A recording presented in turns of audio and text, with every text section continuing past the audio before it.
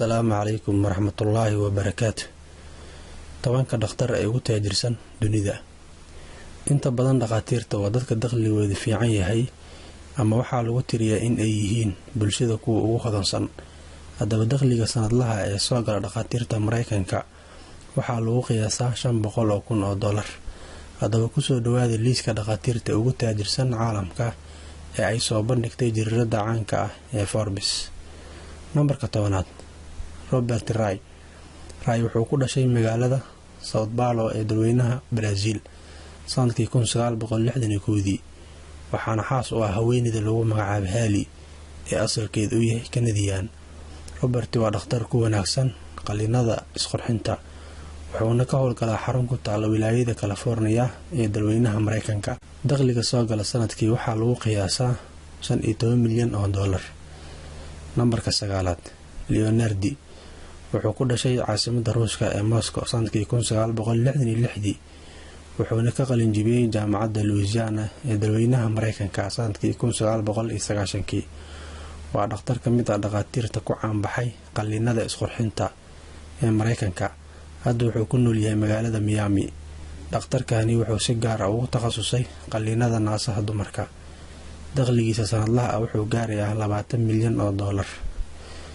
Nambarka 8aad, Terry waa dhakhtar Mareykan ah oo ku wanaagsan qalliinada isqurxinta iyo dib-u-dayactirka jirka bini'aadamka, kana howlgalo deegaanka Orange ee koonfurta California.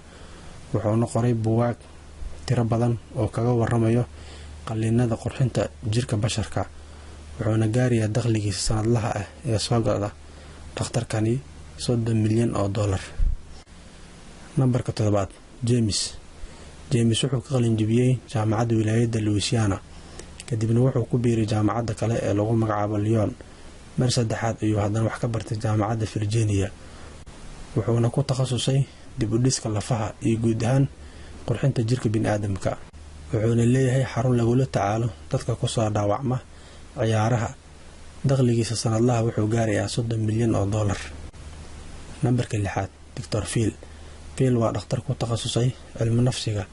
Phil in uu noqdo dhakhtar hodan ah waxaa sabab u ahaa haweeneyda lagu magacaabo Oprah Winfrey, oo ah haweeney madow ah oo soo jeedisa barnaamij wareysi ah oo xiiso leh.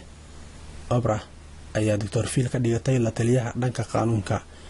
mar ayaa waxay ku marti qaaday barnaamijkeeda, kadibna waxaa jeclaaday daawadayaashii barnaamijka.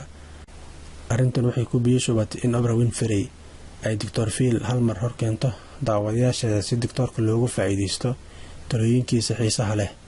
sanadkii 2002 ayuu Phil samaystay barnaamij gaar ah, wuxuuna noqday barnaamijkiisa mid aad u xiiso badan, wuxuuna sanadkii ka heli jiray barnaamijkiisa $80 milyan. hoos ayuu u dhacay daawashada barnaamijkiisa kadib markuu gabar Mareykan ah uu ku marti qaaday barnaamijkiisa.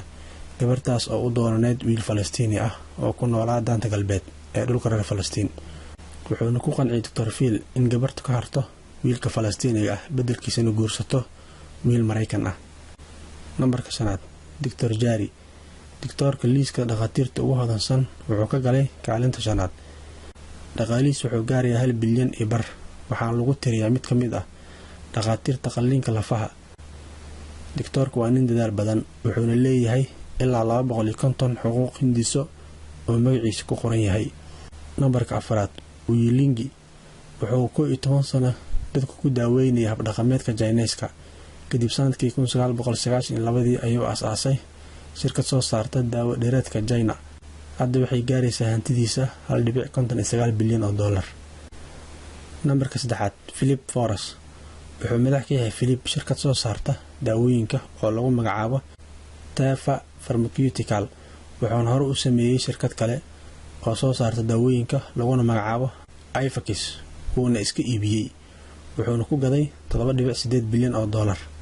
hadda dakhligiisa hoos ayuu u dhacay, wuxuuna gaarayaa $4.9 bilyan. Nambarka 2aad, Thomas wuxuu dhakhtar u ahaa ciidanka cirka ee Mareykanka.